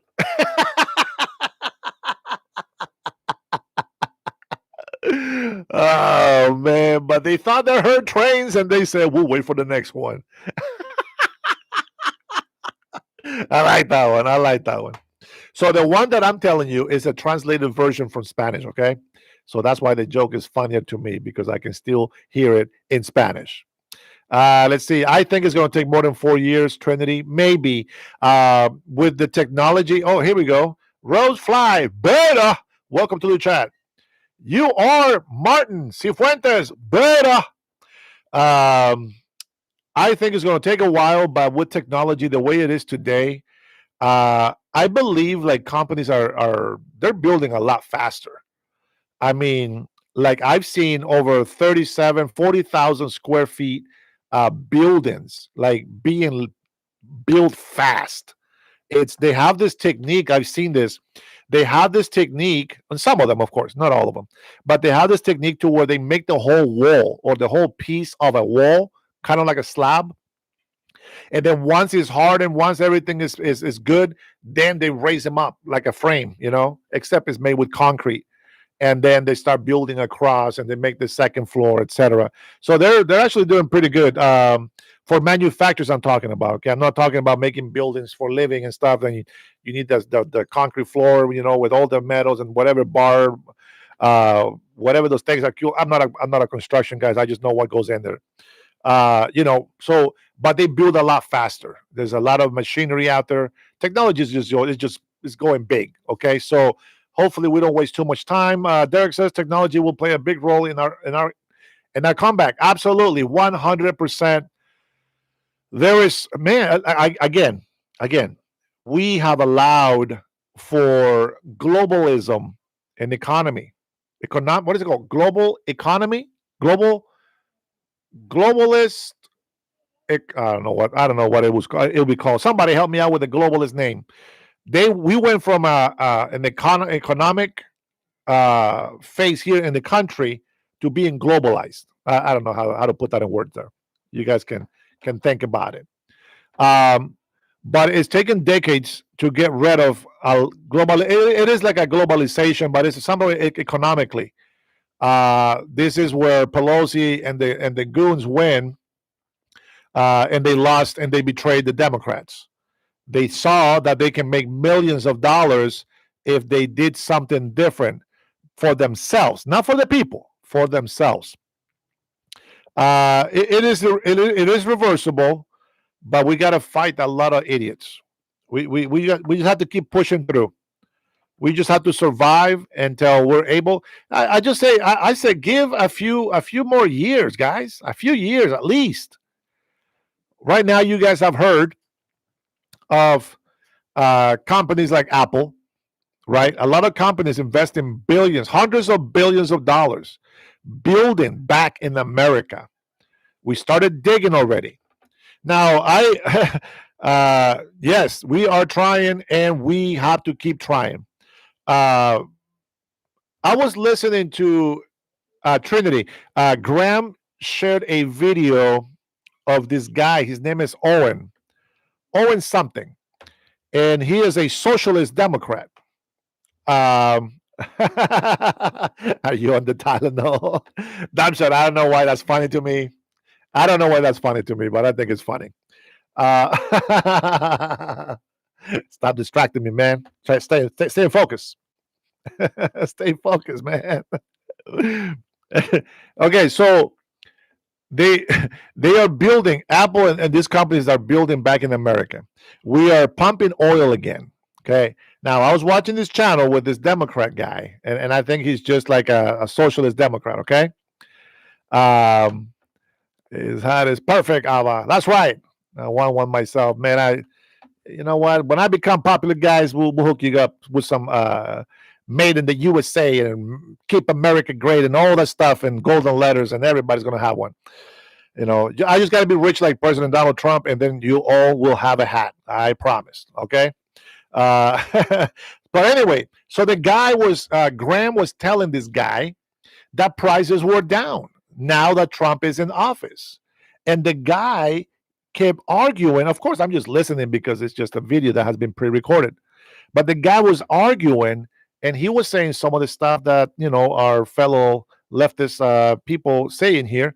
It's He was arguing that prices were higher today with Trump than they were with Biden. And Graham said, "Oh well, gas prices are down." He said, "What? Gas prices haven't gone down." And I was like, "That's because you live in a blue city. Our gas prices went down here in Washington State, but there is so much taxes putting on per gallon of gas that we don't see that difference. We don't see the price going down." And so here's what happens. This one was made in the USA, but the other one was made in China, apparently. Um, Here's what happens: that the taxes go up so high. I'll check the email. I see that, Bernil. The taxes were so high on gas that when they lowered the price of the base price of barrels of oil, the gas went down. But then our beautiful governor here sees that the gas is cheap. And because Washingtonians are stupid enough to pay at a higher price, well, guess what? Now companies get to price gouge. And the government still gets their taxes because the more the companies charge, the more sales tax they have to pay on that period. Now, give me a second here. I want to check out some email here. Come on. Give sec. Oh my goodness.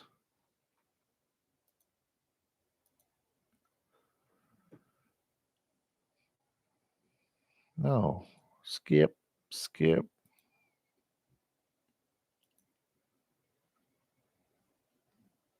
I'll get back. I'll get back.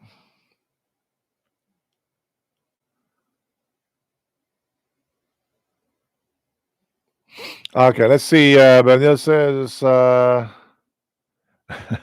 Chinese metal products. Daniel, I thought you sent an email. Let me see. Reach out via email. I get you. My company hat, no charge. Oh, watch out. Hell yeah, bro. Let's go. Wait, you gonna be my sponsor? I'll be wearing your hat, bro. I love it. Let's see. Wait, Berniel, you haven't emailed me yet. Trinity, can you share my email address on there? It's okay. Everybody can see it. They spam it. We'll block them, report them. But you know what, Berniel? I'll send you the text message. Where is it? Before you go, I'll send you a text message, brother. Give sec.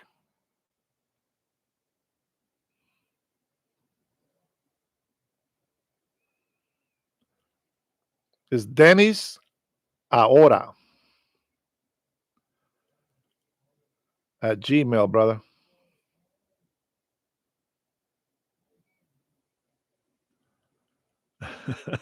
Better be spelling that right too. Now I sent that one because I'm using on that phone because I'm using the other one. Okay.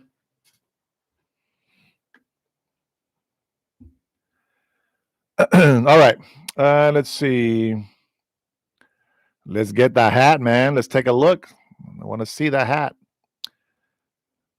So just email me, bro, and then we'll get it together there. Okay. You can have my address. I sent you a text. Did you get it?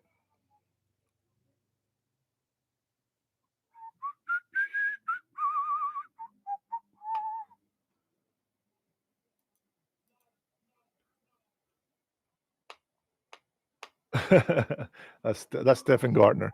Let's see. CW, what are you selling, bro? Berta. All right, awesome. Where is? What the hell did I do with it? Wow, that's crazy. Babe, is my phone over there? By any chance, Dora? Is my phone over there? Oh, it's over there. Okay, never mind. It's okay. No problem. As long as I know where it is. It's over there on the desk. Egg prices in Tennessee are $1.89 a dozen. Damn, that's cheap. 2, 4, 6. That's about $8 over here for the whole carton that we get. Thank you, Daniel. I will look into it. Okay, after my chat here, I'm about to close. Anyway, oh my goodness. Died once. Then why were we buying Venezuela oil? Says Raj, babe. Rush, you better elaborate more on that because I just saw your name. And welcome back. Irma has been asking for you. And Abuelita is not here today. Where is she at? I hope she's doing good. Let me see. What? So why did we talk about the oil here? Has come down. It has come down, but it's going back up. It's going back up. Now we all know that the tariffs they're gonna raise prices on some stuff. Okay, and of course their logic is that you know um, you're gonna have to pay the tariff, but in the end, at the end of the day, did you say Black Panthers? No. Nah, you know what, guys? You guys don't know. Derek Berniel has been since he came into my channel. We chatted for a little bit. He's been very supportive. Matter of fact, he's like almost like a sponsor to me. He comes in here, drops super chats all the time, and I appreciate him for that. And most importantly, the advice that he drops for free. It's great. You know, great advice is priceless. And so when somebody gives you great advice, you should accept it. You know, oh, you can pay somebody $300 to BS you. But let's see. Yeah. You know, so here's the thing. But this is just what I think. Okay, with Venezuela, With Venezuela, yes, we are buying oil from them still. And I don't like the idea. I can't remember. There was a reason for it, but I can't remember now why. Number one, just so you know, Venezuela has some crappy oil. It's just as bad as Canadian oil. The only reason why we are able to buy it is for two reasons. One of them, we have very good refineries, so we can actually make it work. Okay. And number two, we are getting that oil supposedly dirt cheap. It's probably not cheap, but you know what I'm saying? For what it normally is, they have to sell it at a very economical price. How much is the barrel of oil right now? Let's see, Brian, really exactly what I bought at the store yesterday for 110 cost me about 150 this time last year. Huh? Yeah. Well, I couldn't even buy eggs over here. I don't know about you guys, but man, I was looking. It was like 50 something dollars for a carton of eggs, and I'm just like, no, I'm used to paying $8 and some change. I think that what we're paying. Oh man, I don't remember what the price is today. But it's probably around 10, 12 bucks, I think. And there's like what is it like 48? What is it? 2 dozen? 4 dozens? It's 4 dozens, right? I think it's like 4 dozen eggs. So there's that. Matter of fact, you know what? Let's do some fact checking. Fact checking. Rubio interrupts Trump roundtable with whispers. Hold on. Breaking news. Breaking news. Breaking news.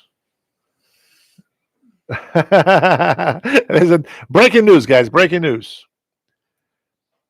Rubio interrupts Trump's roundtable with a whisper message to Trump.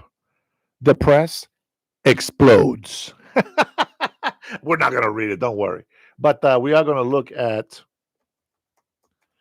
Costco, because Costco is where I get my eggs. Some stores are more expensive. Walmart's cheaper. Eggs. Let's take a look. I said eggs, and it showed me everything but eggs. Oh my goodness. Let me see. Why did you not show me the eggs? Let's see. Maybe I gotta go to not baby beauty, computers, electronics, furniture, floral gift baskets. What is going on? Produce, right? Produce. I don't see produce in here. Oh, there we go. All right, they have bananas and onions. Where are the? Oh my God, where's the eggs? Eggs was the story, and now we can't even find the eggs online. What'd you say? Amanda says Walmart has 5 dozens for 1562. Really, 5 dozens? No, no way. That can't be. That is way too cheap, I think, for 5 dozens.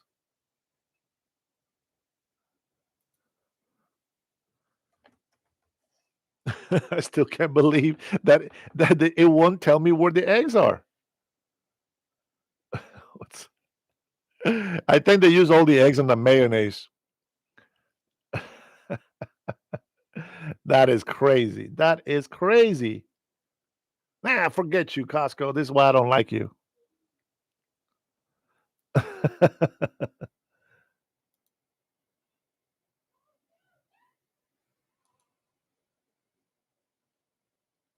Let's see. Nah, Berniel, if you're still here, you can have my address, bro.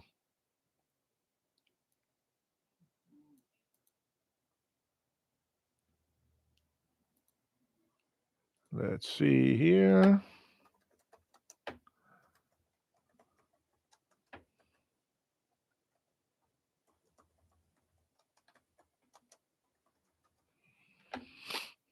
I'm trusting you with my life.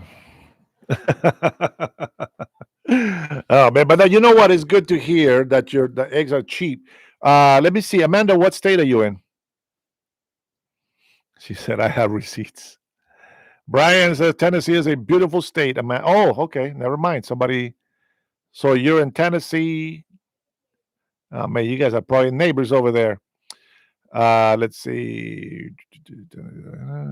Eileen, them care about Epstein list, about 4 years of silence.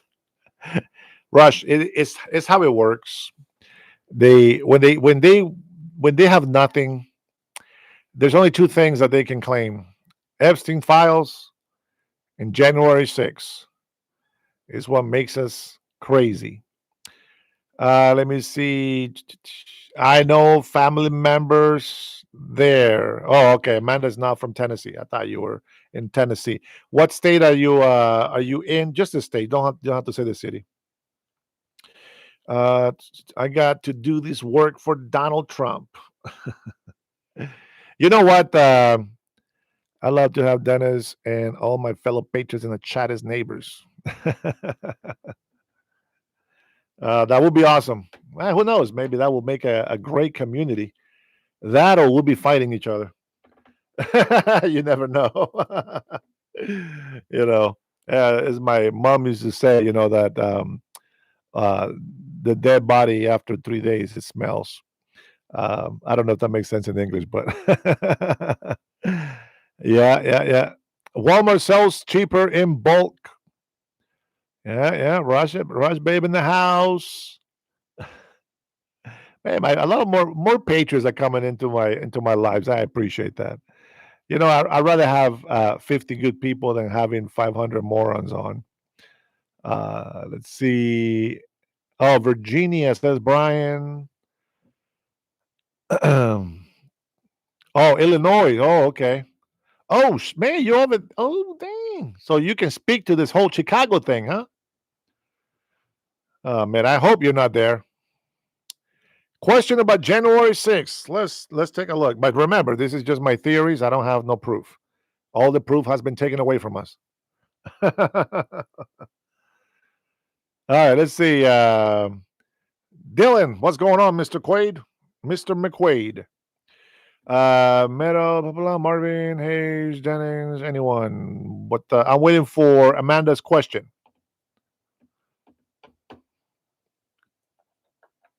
January 6th was Trump's second coup. Second coup. Yeah. The same as the Russia collusion. Yeah. That's the one.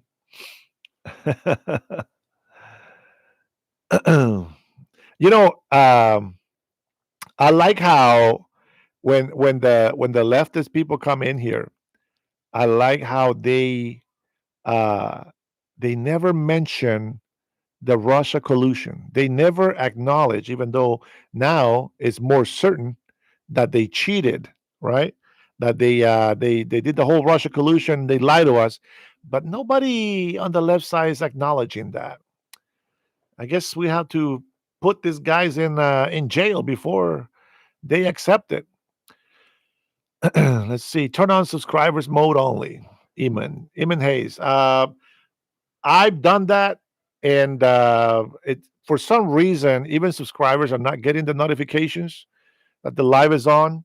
I mean, the more you guys come in, the more you know that around 5 p.m. is a live, and for some of you guys, around 7:30 in the morning, we have another live. This afternoon, I was actually going to go live, uh, basically all day. I have so many things, but I think we can always save some for tomorrow. But I really wanted to touch bases from the start. If you guys didn't hear it, you can restart the live. You do get the live replay, so you can still see the comments on that people put on. But let's see. I'm still looking for Amanda's question. Did she ask already, Trinity?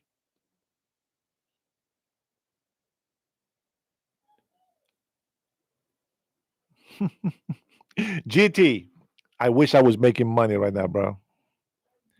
His soul doesn't matter to him right now. Now, GT, I did hear that Democrats are getting paid. Some YouTubers are getting paid $8,000 a month. Yeah, I'll take half of that. That would be nice. That would be nice. Let's see. David Vasquez. Hey, why you so mad, bro? Buddha. David Vasquez is a beta. Let's see. Let's see. I'm still waiting. Amanda, is she going to ask the question or what's going on? What is the question? Liberty for All says, "Hey Dennis, FAA is hiring air traffic controllers. If I don't think I have the concentration that those guys. Hey, let me tell you something. I think now I don't know, man. I could be wrong, but I think those guys got to be some geniuses, man. They got to be like their minds got to be sharp. You can't be making any mistakes. Calculations got to be just on the dot. I can't do that job, brother. Mad props to those guys. Mad props. I can't do it. All right, let's see. Do you think it's funny? Pelosi had her daughter there doing a documentary on January 6th. I think her daughter is funny. She I I watched some of her clips. I don't know all her stuff, but I watched some of those clips that she did for her mom and this whole where do I begin? Let me say it is funny. It is funny, and what's crazy funny about it is that her daughter is making this documentary, right? And I wonder in the back of my head, back here, way back here, there's this question that says, do you think her daughter knew that her mother set up the whole thing? And that's probably why her mom says, go ahead and do it, baby. You're going to become very famous. You're going to become very famous documenting this. And of course, she had her little 15 minutes of fame, as they say. And what's funny is I was watching the clip. Now, this clip, just so you know, when she's in the car, this is the same part where she admitted that President Donald Trump offered the National Guard to her, and she said no. Now, here's what you see. If you go watch YouTube now, you can go watch that same clip, right? No, it's not okay. There was not enough people. I take full responsibility. And then she finished what she's saying. That's not what I'm talking about. There's another part to that video. And on the other part to the video, she let it slip. And she said that President Donald Trump offered the National Guard, and she said no. You know why I believe it? Because they will do anything to get Donald Trump in trouble. They don't care about you, CDW. They don't care about you. They will throw you under the bus. Now, here's what I find interesting, Amanda, about that video that doesn't exist anymore for some reason, is that she said President Donald Trump offered her the National Guard. Bada bing, bada boom, done. Okay, let's forget about that video. But let's not forget about the hearing where they testified. And what was the guy's name? I remember his face, but not his name. He said he tried getting a hold of her 3 times, talked with her, and she refused 3 times to allow President Donald Trump to send the National Guard. How do I know it's true? What do Democrats say to President Donald Trump right now? They see riots, they see destruction, they see their innocent, law-abiding citizens out there being hurt by Antifa and all these horrible groups of people that hates them. And what do they say? We don't need the National Guard. They keep repeating it over and over and over and over. And so you want to say that I'm lying? You got proof right now that that's what they do. Anything President Donald Trump says or wants to do, they have to go against him. And that's how they work. That's how they work, my friend. What do you think about that, Amanda? Man, I'm going to tell you something. Regardless of who's right or who's wrong, January 6th was not right. Whether it be by the protesters, whether it be by Antifa, whether it be by the FBI agents undercover inciting violence, whether it be Pelosi, it doesn't matter whose fault it is. It was wrong. That's what I think about it. I've seen the people in there. And there's more videos if you guys want to go look at it now. There's a lot more videos coming out little by little.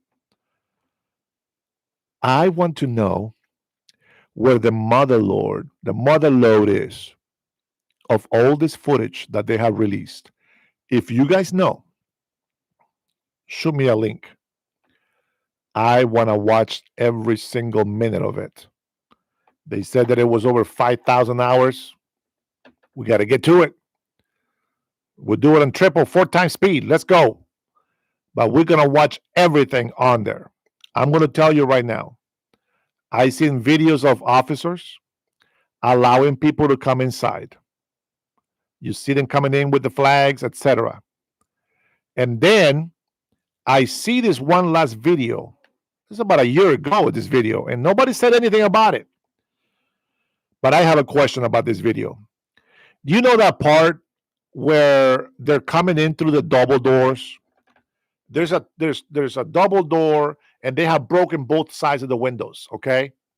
Now these doors, they are locked by magnets, so the people can't open them. Okay, they cannot open these doors. And then one of the guys is trying to force it to open it. He comes back, looks up, and says, "Hey, the doors are still locked." Somebody flipped the switch for the magnets to disable, and the doors were open. One question: who opened the doors?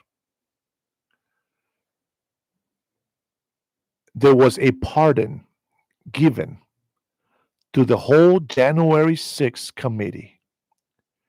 If it was a conspiracy, my friend, I'm going to tell you right now, I would be with you on this.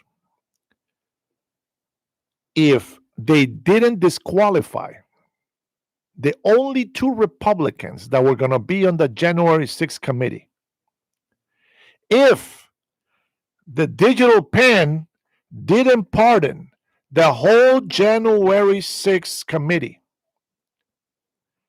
pardon from what? They committed no crimes, but they were pardoned for any future investigation or crimes that they may have committed or allowed to commit. How is that a pardon? They're not guilty of anything. The January 6th police, the people inside, the people outside, all of them pardoned. Why? Why? That's my questions. And with that, we call it a night. Thank you, my loving patriots. Your words mean the world to me. You encourage me to keep having these conversations. Believe me, it's not easy. I'm not a genius. I ain't no Ben Shapiro.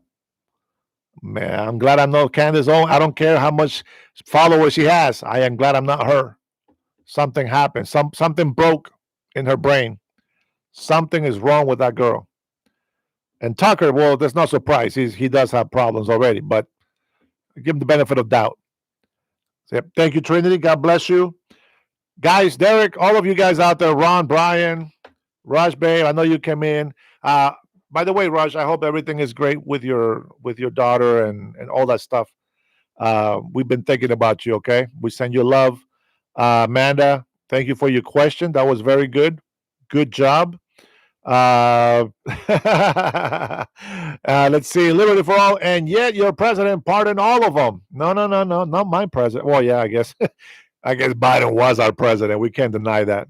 But yeah, I just think it's very, very, very interesting. Very 2 things, right? The pardons of things that haven't been criminalized yet or, convicted of.